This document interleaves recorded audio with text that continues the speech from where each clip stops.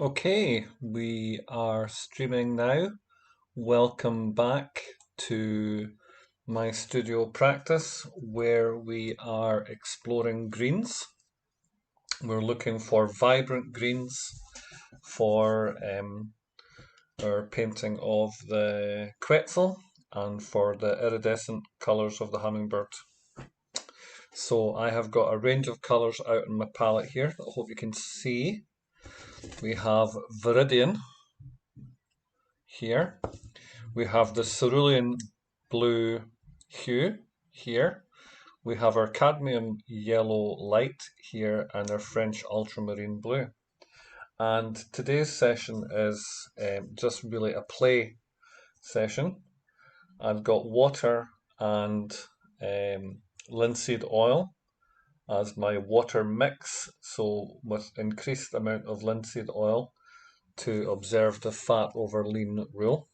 And I've got some neat linseed oil here to flesh it out even further.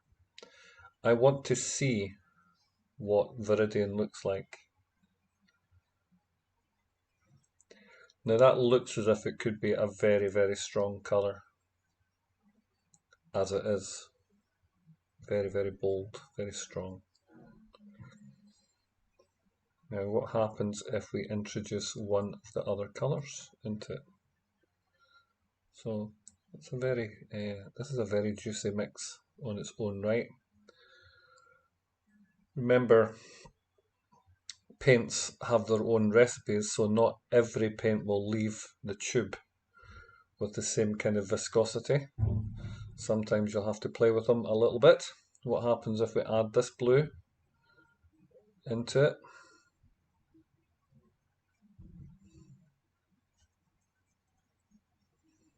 So that's an interesting colour. I do have a reference on screen that I'm using, but unfortunately I lack the technical ability to share that with you. Okay, I have to say that the play that I'm getting between the Viridian and the cerulean blue is actually quite close to a base colour for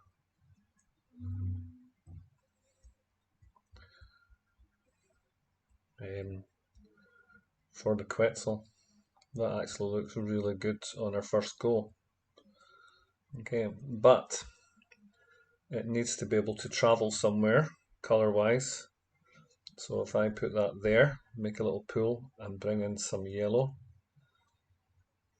to make it more vibrant. That also works for the highlight areas. That's a lovely fresh green colour. Wow, I like this already.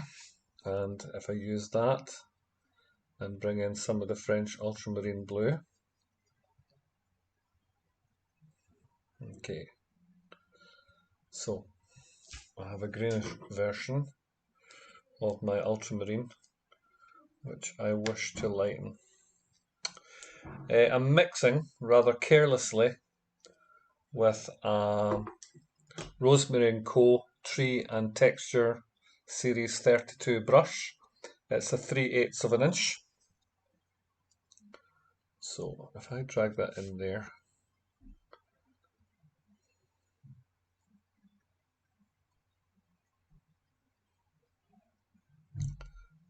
that is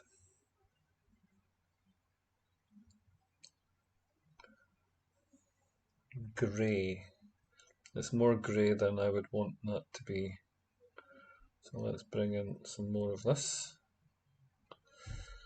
Yes, I've been looking at the catalogues in particular, although I'm not sponsored by Rosemary & Co. I've been looking particularly at the Rosemary and Co. Catalogue because I've had dealings with them before and enjoyed what's happened. So I can actually see that the colours here are heading towards ideal colours for the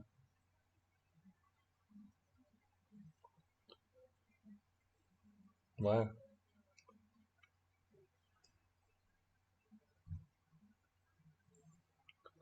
For the Quetzal.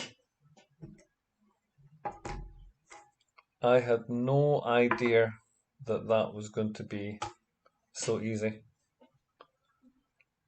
That's proved to be really easy indeed. So these colours here are spot on for certainly for the Quetzal. I thought I was in for a play session today, just trying to get close to the colours, but I've managed to get very, very close to the colours indeed in a very, very short time. My base colour of the Viridian and cerulean blue has proved to be a very good mix. Here's my Quetzal.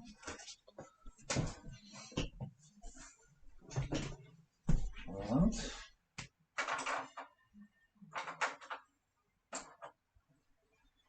here is a brush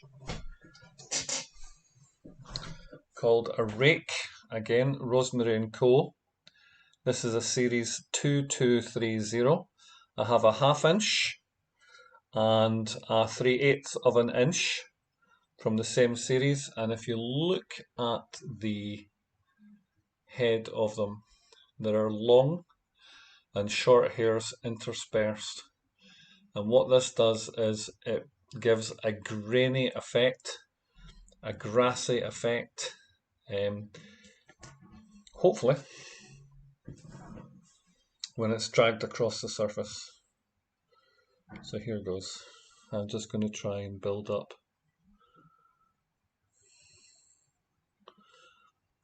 close to a greeny blue.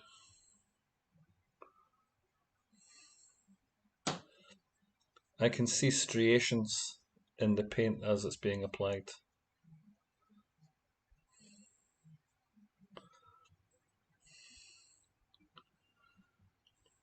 Working better in some places than others.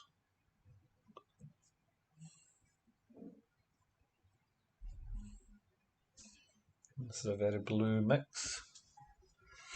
My paints are old, as I've described before in a previous live stream.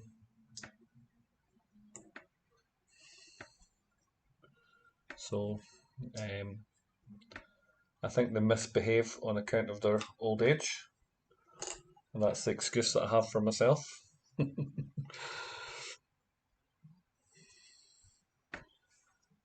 So when I get new paints, well, this is heading towards more blue. Okay.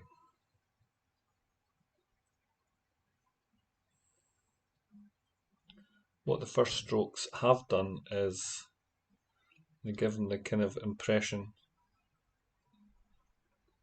of the spikiness of the Quetzal's appearance in a very, very short time.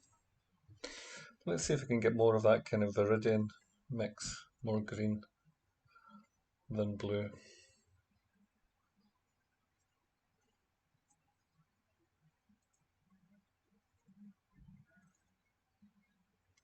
Okay.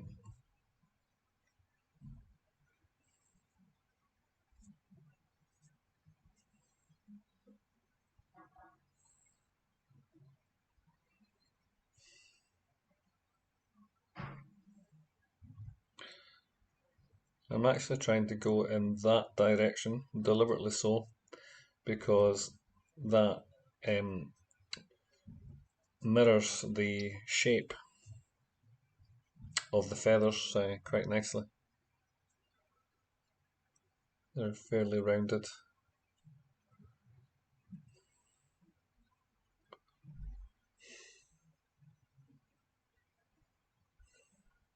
But I think since I'm learning about these paints,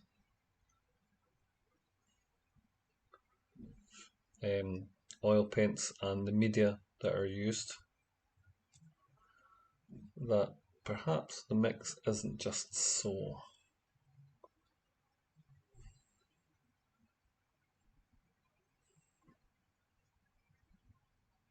Perhaps it isn't just exactly right.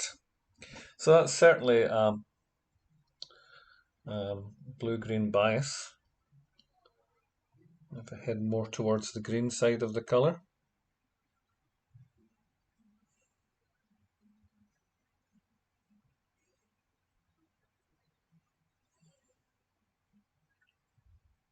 Well, for me, using these rakes from this company, I'm disappointed by the lack of striation that I'm getting from it. I could wish for more. The effect I'm looking for, I normally achieve by a sgraffito technique, which never lets me down. So I'm going to try building in some of these loops. If you can imagine almost like a broken letter U, that's a good way to describe the effect that I'm trying to build in. And then the next layer is an overlapping set of U's and smaller. And if these are occluded by other layers, that's okay. It doesn't really, it's not really a problem to me. I'll show you the effect that I'm trying to create further up here. Okay, so hopefully you can see this. It's a letter U, like that, this kind of pattern, with larger U's offset half and half. And then this pattern grows and grows and grows as it extends to wider parts of the bird. But instead of forming a continuous U line like this, what I'm trying to do is create a more kind of broken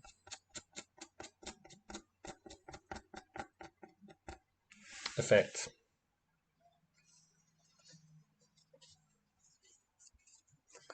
So that's okay.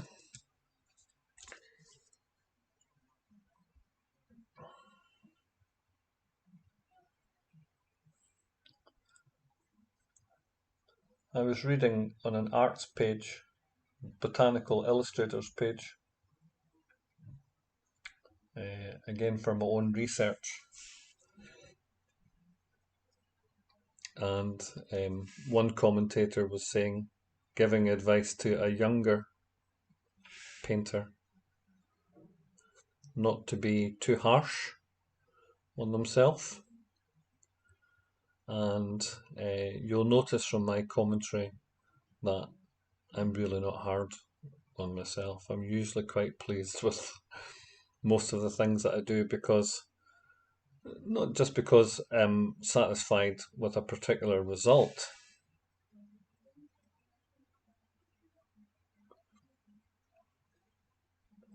I'm just satisfied with the act of painting.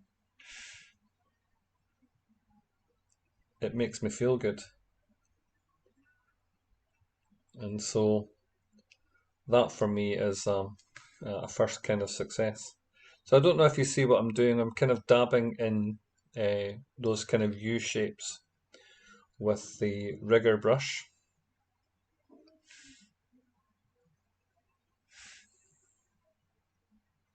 I want to keep this area really quite dark. So what happens if I introduce neat ultramarine to neat Viridian. I should get something approaching a black, I think. Something very, very dark. And on my reference photo, although this was drawn from my imagination, I have got reference photos that resemble the effect that I'm looking for. Now that could be even blacker, I think.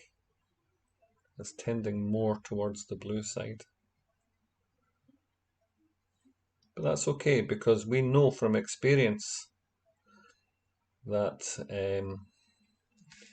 we just need to add a small amount of burnt or raw umber to a blue mix to get a kind of black effect. So while the bird's head is quite shaggy and spiky, the rest of the bird is fairly dapper. Okay, so what I'm going to try and do now is to bring out the base shape.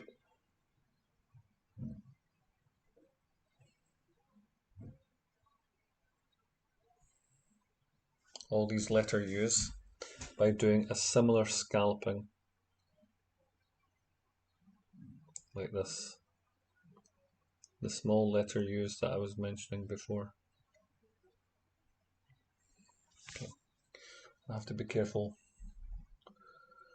to replenish the brush quite regularly, because working wet on wet, I am going to muddy my colours quite quickly.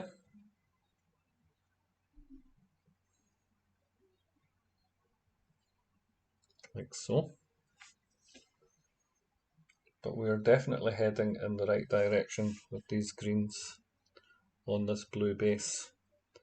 And so after this session today, what I am inclined to do is to write up notes so that I make sure that I learn from this experience.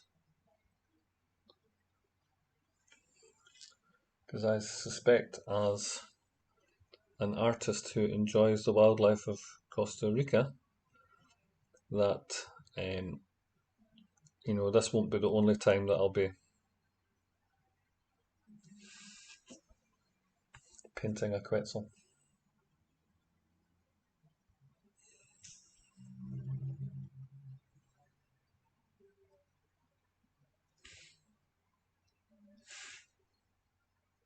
I suspect that maybe even to get the colour effect that I want, I may even have to just go in with neat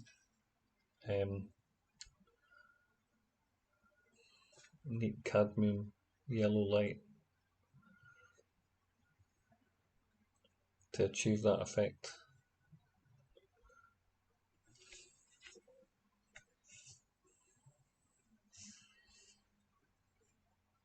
But in terms of progress, certainly, I feel as if this painting is moving at a much faster speed than many of my other paintings. Okay, recharging the brush quite often.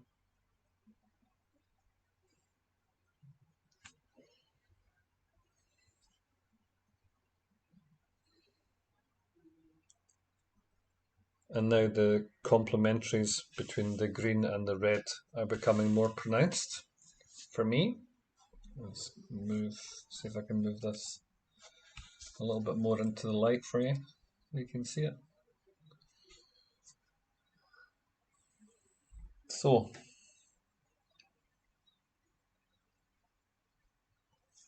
Viridian and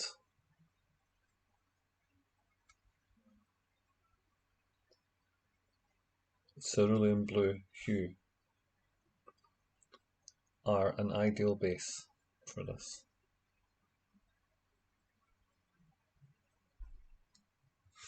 Okay, I'm just working on the throat area at the moment. So now what I'll do is I will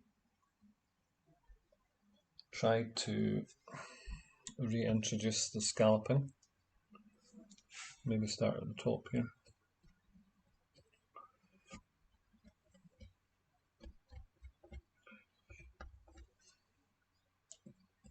And this, as much as anything else, is a reminder to me about the shape and the direction of the feathers.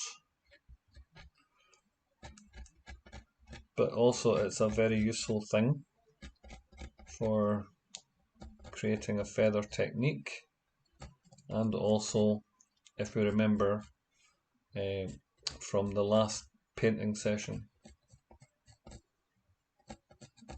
it's a very good way of creating a colour transition, like on this wheat field.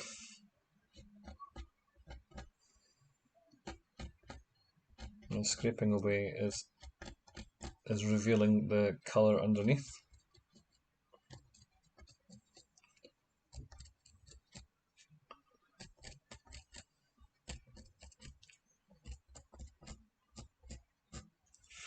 And I can see the pattern that I'm trying to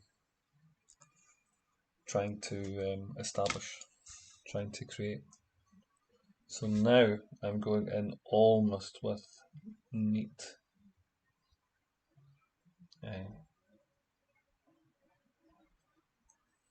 cadmium yellow light, but I'm nudging it back a little bit with the green mix that I made. Okay, this should be fun.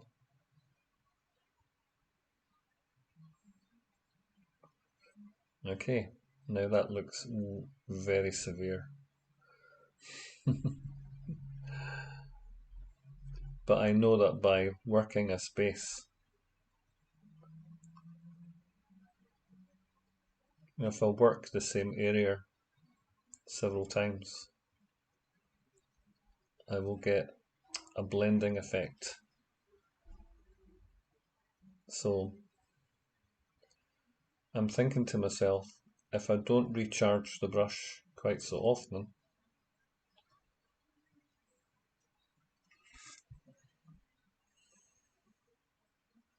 I can get some blending.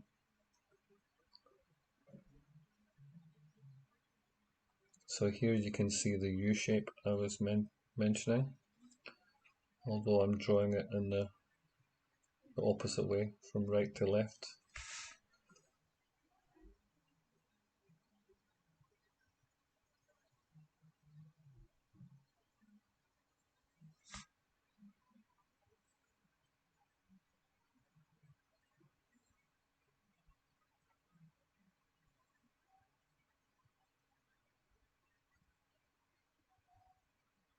Okay. I'm struggling for the word to describe the green that's being achieved. The kind of emerald green, I suppose.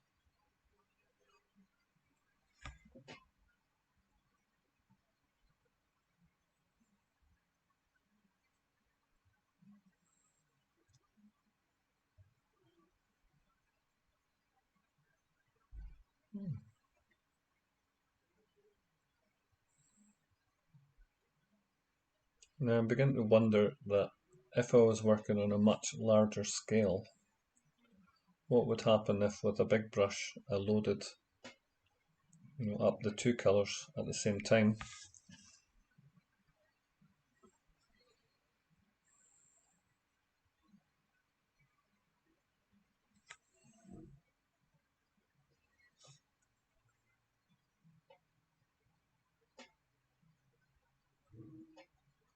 And worked in that way.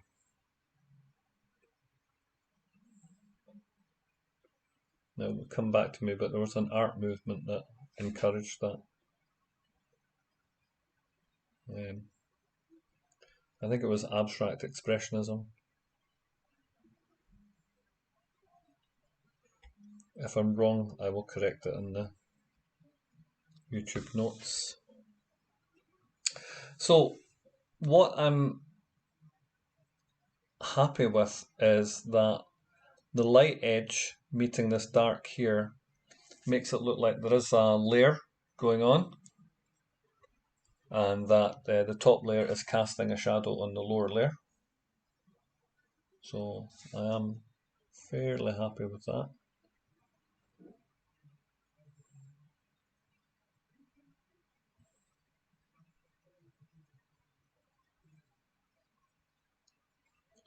And the markings are kind of broken. So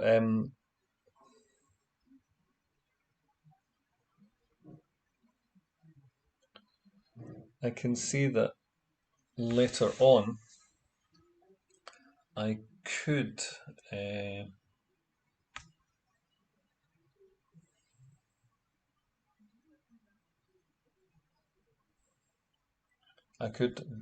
darken the shadow areas a little bit more if I want to bring out highlights elsewhere.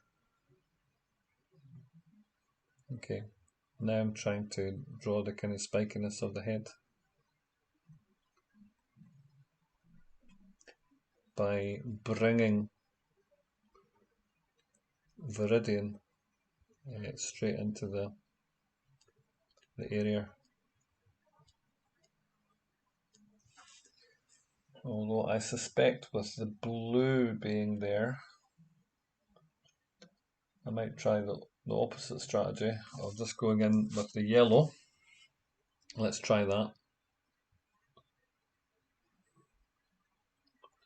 Knowing that the yellow and blue will mix on the surface as a green.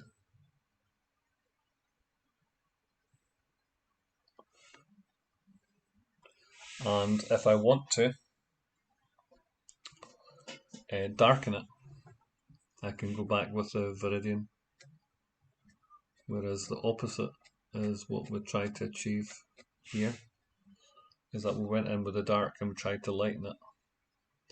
We could go in with the mid and the light values, and if we want to we can go back and darken that. So it's the same problem we're trying to address, but we're doing it from opposite sides. Okay, that definitely needs lightening up. So I think this is the strategy that we're going to use for the head.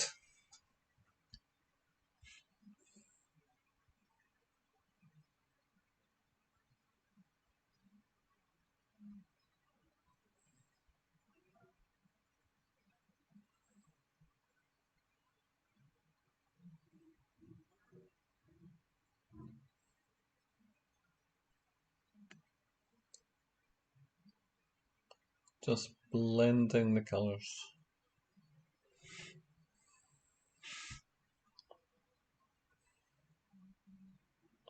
on the surface.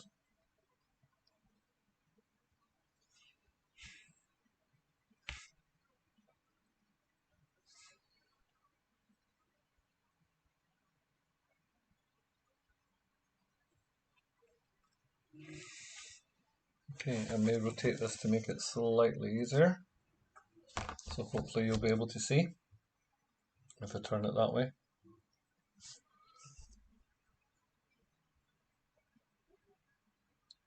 So already this painting has gone quite quickly into syrupy layers of paint and using linseed oil. So we've gotten to a kind of fat stage quite quickly with the paint.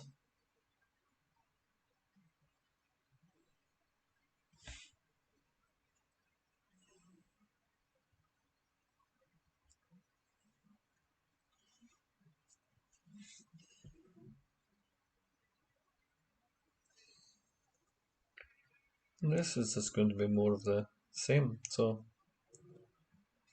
as a spectacle, I'm not sure it's the most interesting one in the world.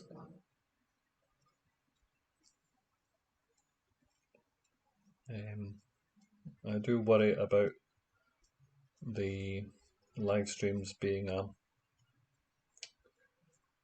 useful to people, but educational, but also entertaining enough.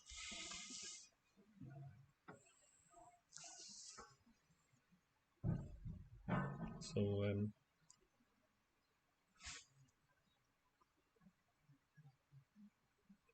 I do feel that I'm learning myself. This has been a big learning step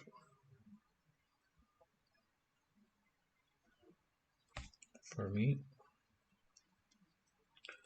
as I've never painted a Quetzal before, and so never faced the problem of trying to get this kind of shiny iridescence, and also the very spiky nature of the feathers.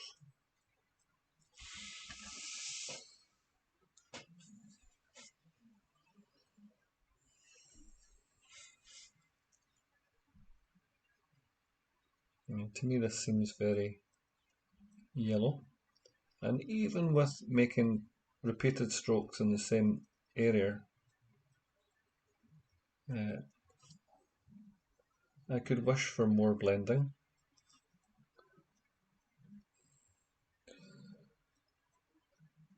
But a new thought has presented itself to me, which is, well, I could equally well go round with the Viridian. So I could darken and lighten successively. So, and because it's oil paint,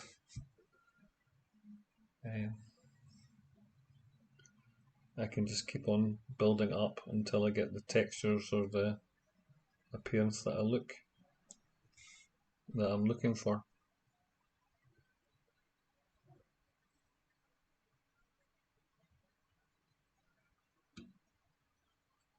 The feathers at the front are very, very long,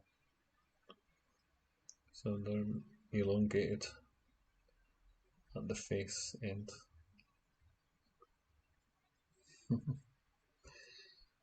It's very spiky.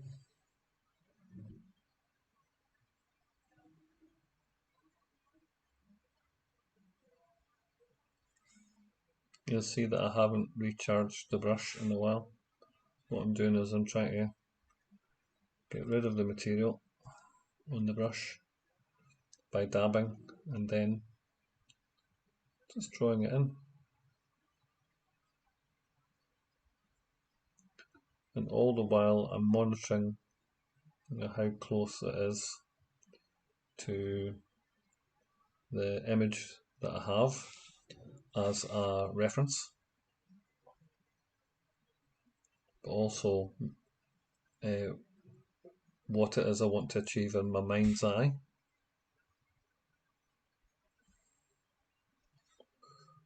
So,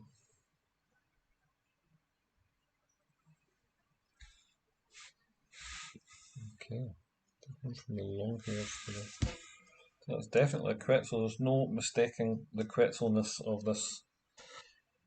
However, I just can't help myself. I've got to give this a go. Scrape back. See if I can create more texture.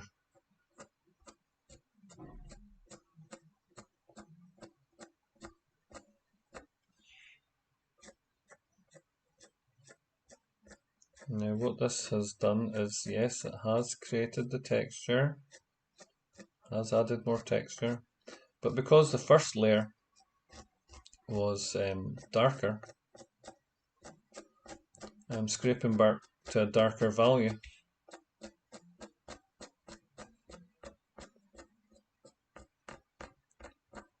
Which is useful for me.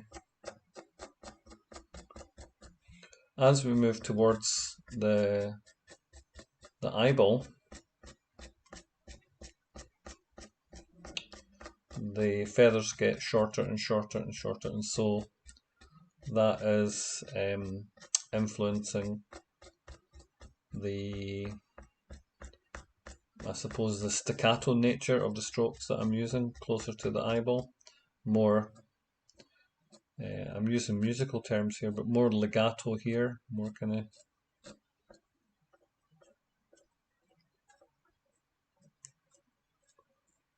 longer strokes at the outside and smoother and more staccato towards the inside.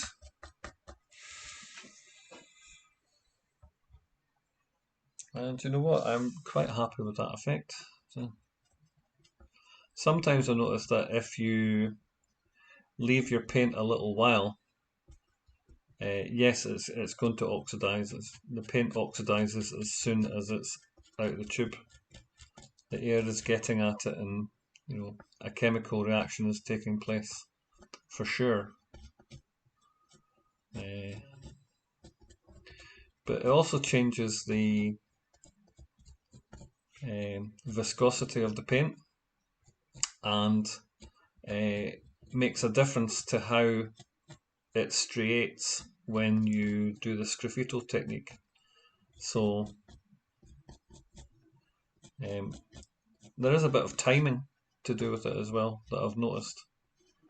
So I'll have to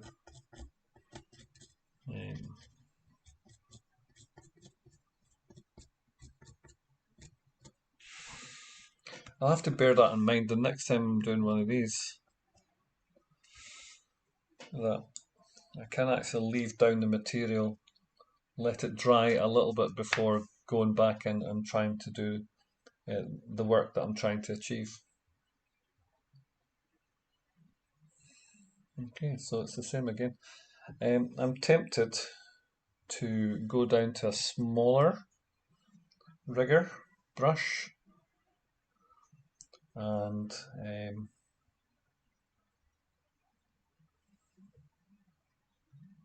hopefully get an even finer line.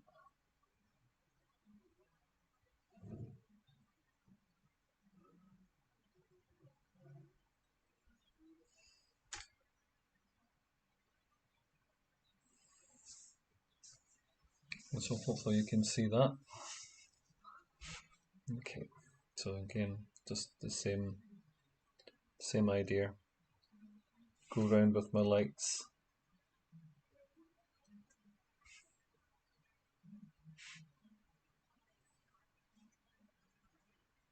That's the opposite of what I said. That was quite a broad stroke, which I'm now trying to thin out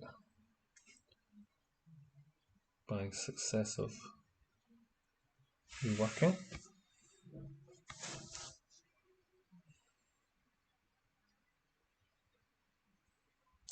Yeah, the reason I was looking at the catalogues today is that I suspect that for my next set of purchases, the riggers are good. I've enjoyed a bit of success with them lately.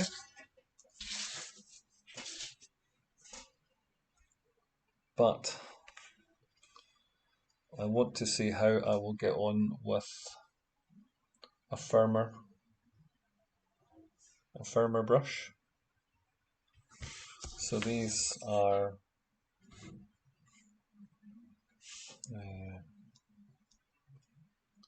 Sable Synthetic Blend.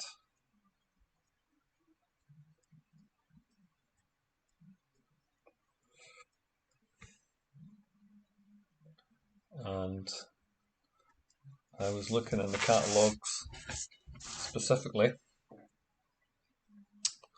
for hog or some kind of more stiff brush.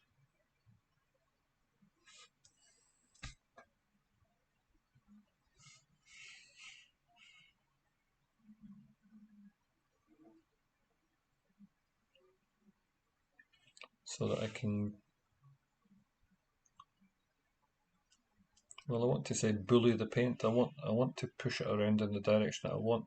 Whereas I feel that these Sable Blend brushes are very soft. So they're ideal for what I'm doing right now.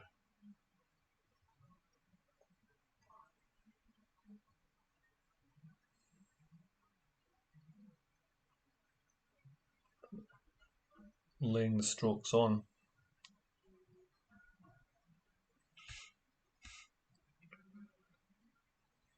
Well, that's not worked. A little bit of dabbing and then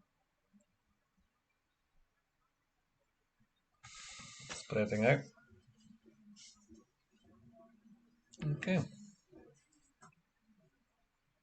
I want some accent strokes.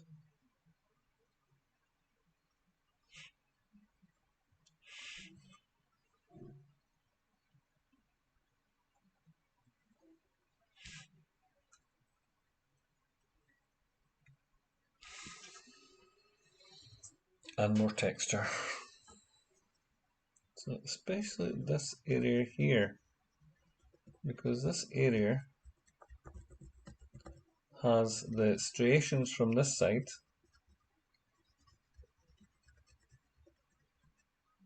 but also sandwiched from the other side as well. So they can have quite a spiky hairdo, and I am keen to get that spikiness and variety as well.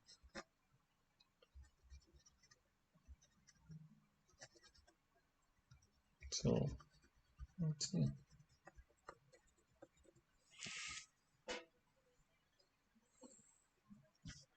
That works for me. Let's get some of this, some of that stronger green in there.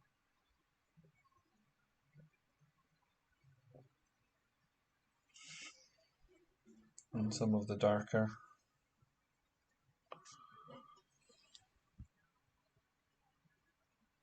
In here. To make that eyeball pop. Not literally, but metaphorically, of course. Let's make it much, much darker.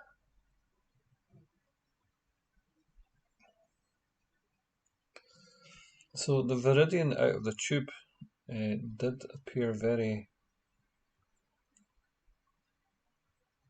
very strong, but in context with everything else that's going on in the painting,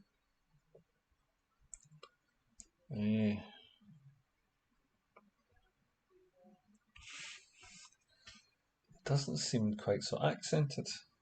Just the total context of the painting makes it make more sense.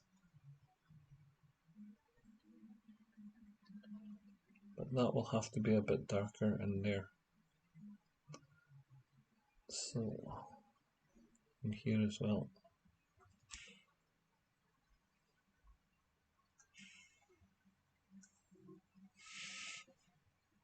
Okay, time for some more sgrafitto work.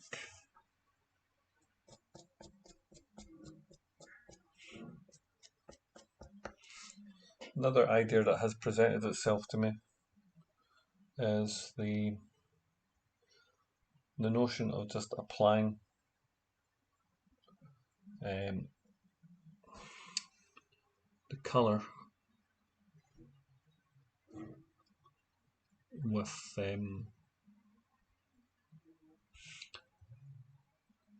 other objects that are not paintbrushes. For instance, like a pin for pure highlights.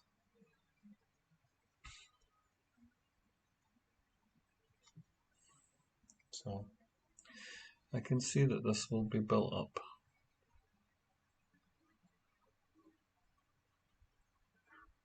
Over a longer period of time. That this strategy is correct. The method works. We just need to apply it more consistently over a longer period of time. Okay. And again, some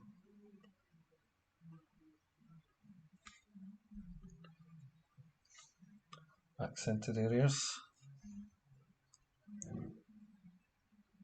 So the highlights on top cast the forms below into shadow. Gives the appearance of shadow.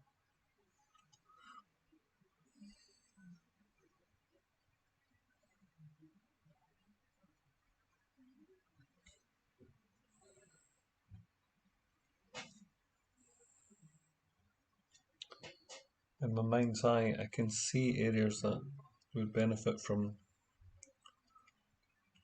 little strokes of copper, I think, would be useful. Okay.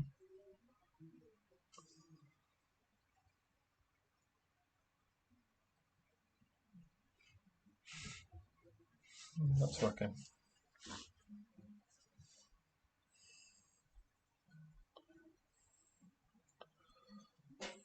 So now these wing fringes down here, I'm just going to make very strongly Viridian.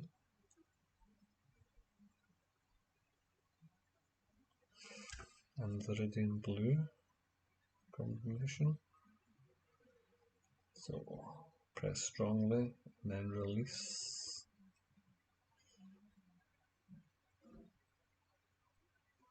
Okay, this works. Press strongly and then release the pressure. And again. So the air is actually getting at my paints. So this will be a good area of contrast.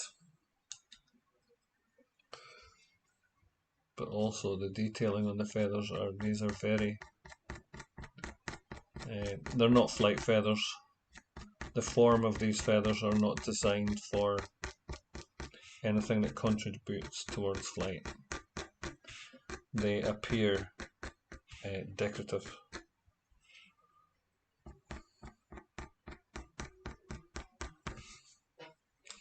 Now, I'm going to be bold here.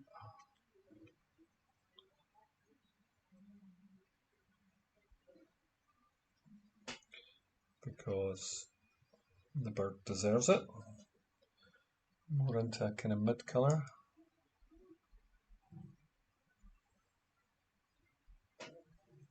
Down here.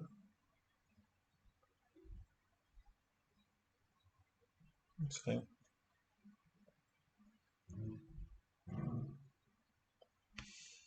As the bird sort of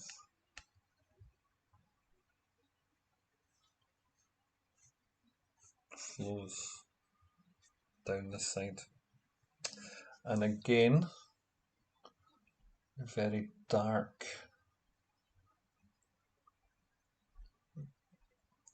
Viridian French ultramarine mix. Some more linseed oil. Very syrupy. You get that lovely dark singing out against that red.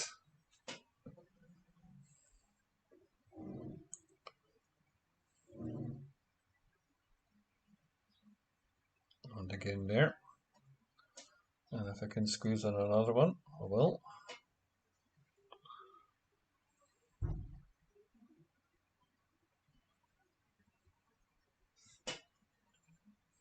That's great. Same again. Back into yellow, the syrup.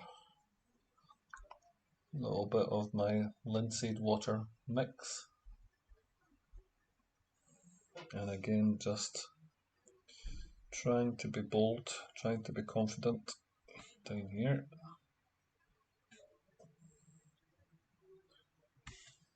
As we transition back into the mid.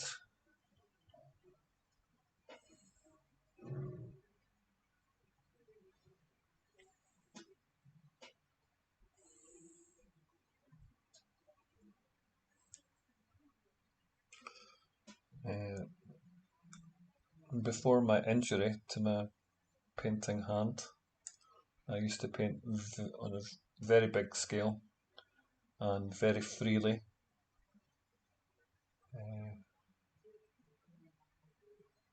With a certain kind of abandon, really. And now that the paint has this mix,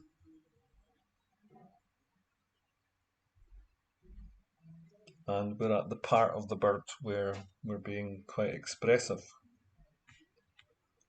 then there is that sense of abandon there. That's quite nice. So, again, decorative striations in, but I'm going to try and use that to create a shimmer that may be lost as the material sinks. I think there's so much syrupy quality going on with the paint there, but it is allowing me to scribble in some iridescence.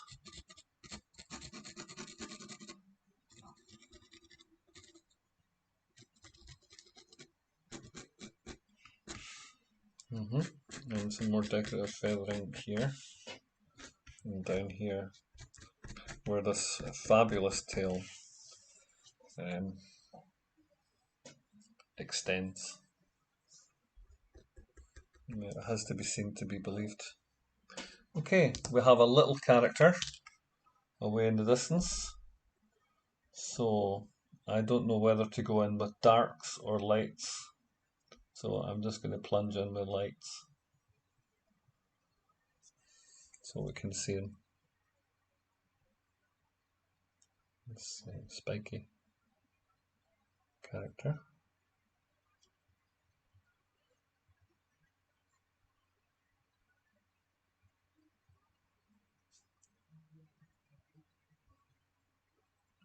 But the thing that I want to get in is this incredible tail.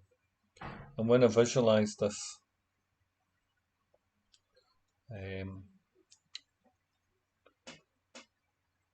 part of the painting,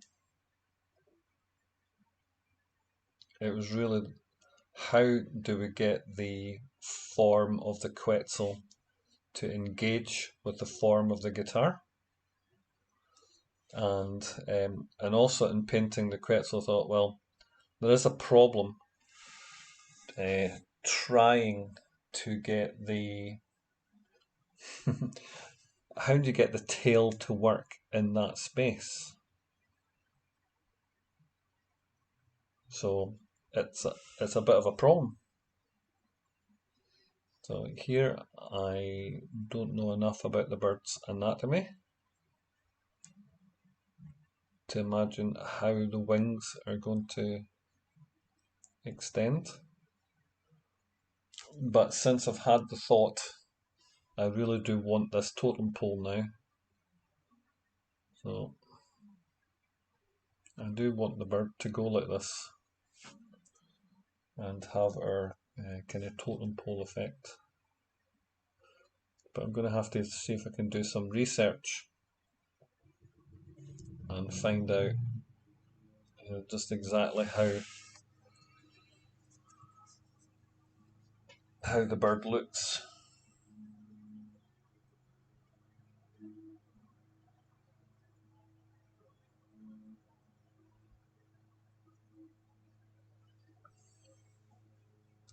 Here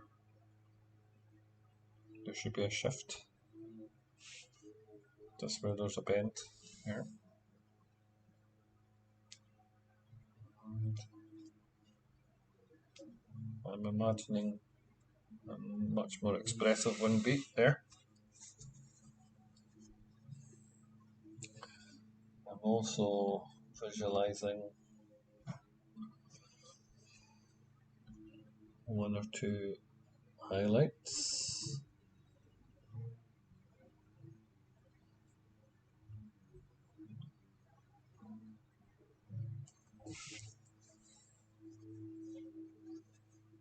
tempered by the darks to give that kind of iridescent look. Maybe that can come down further. This bib can come down further, I think.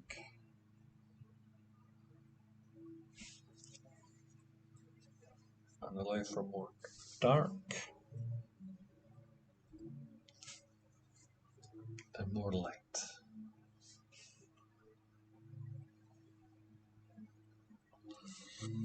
There. So, I am fairly happy with this. It's more than I imagined when I set off today. I didn't imagine it'd be that far at all. But in my reference, there is this blue-white detailing, which looks as if it doesn't belong.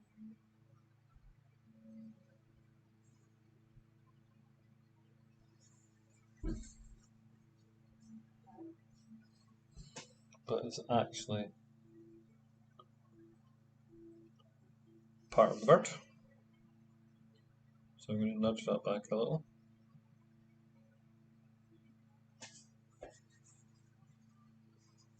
And see if I can incorporate it with striation. Backward. From my green into the blue.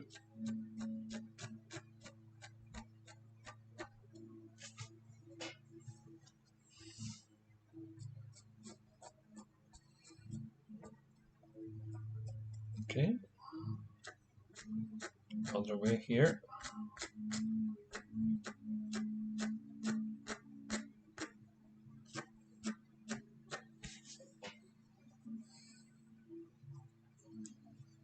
And it's just the way it's lit on that side.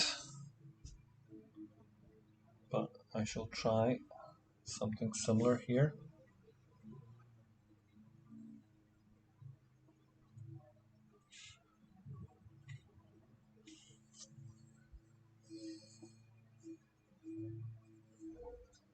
Just a few flecks. Perhaps here.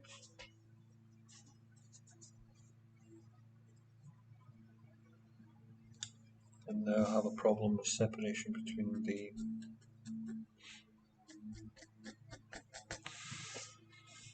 the water that's here and the bird that's here.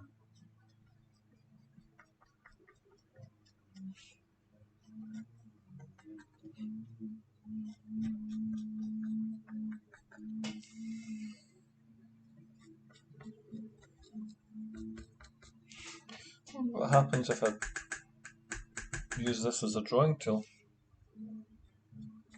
Oh, that's interesting. It just occurred to me to add some highlights that away.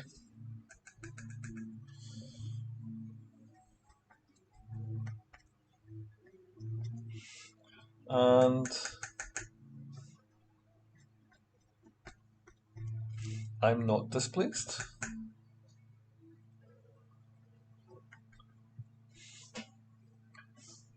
There is a suggestion of strong highlight and yet broken light. So there's something else that I need to make a note of. I know that scraping sometimes reveals the base colour, so I want to get that shadow back in under the chin area, because that's very important for establishing the form of the head separated from the neck. And so it's worked. I've scraped back and it's working.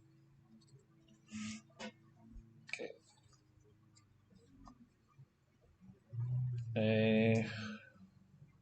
I think that's a good point at which to stop. I've learned a little bit about colour. I've learned a little bit about, mixing the linseed and getting a syrupy mix, and surprised myself by using the embossing tool as a paint applicator, but one that was fairly effective. So all in all, having never painted a Quetzal before, I'm fairly happy with the result I've got. I want to thank you for spending your time with me and for viewing this artwork. In the interim period, I may put in the black and white chessboard effect over here. I'm not happy with the sweep of this, so I might actually put something a little bit more mathematically grid-like on top of the organic form, and I think that will be enough contrast, because the organic black and then the distorted checkerboard on top, I feel is a little bit too much. Um, um, so that's it, and I might actually work on the palette trying to get some of the more wood grain coming in. So there may be some changes the next time that we stream. But again, thank you for staying with this project and for viewing. I hope it inspires you to creativity wherever you are. Okay, thanks for watching, and bye bye now.